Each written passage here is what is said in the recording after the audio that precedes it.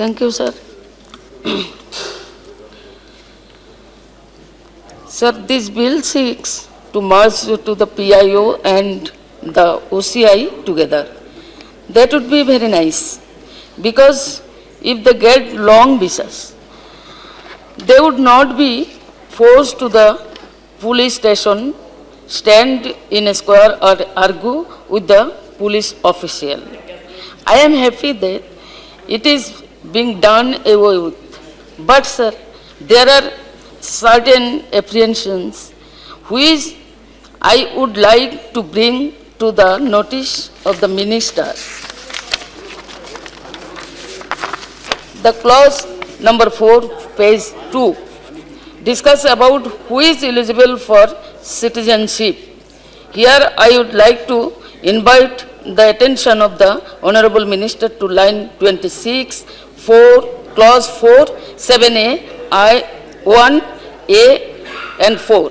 It says 4, who is a child or grandchild or a great grandchild of such citizen.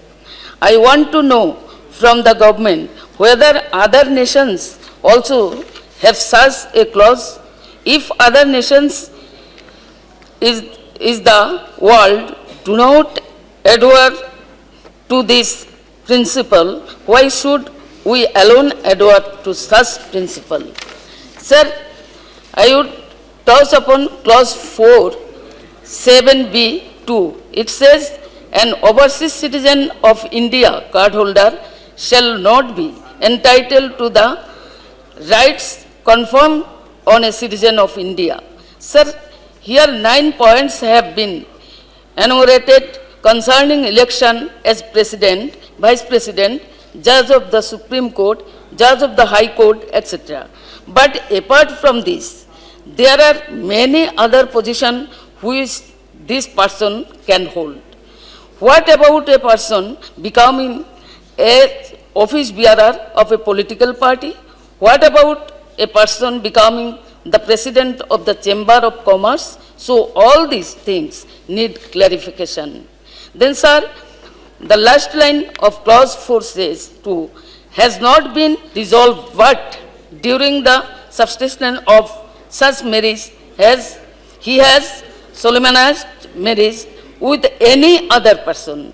Sir, here my contention is that the word he should be replaced by the word the said overseas citizen of India card holder. Sir, before concluding, it is a matter of our brothers and sisters who are working abroad. It is regarding 5 million Indian people who are working abroad.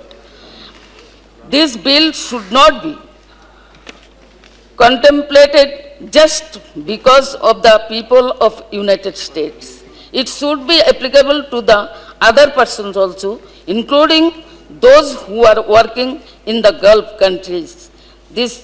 Their flight should also be addressed. With these words, I concluding my speech.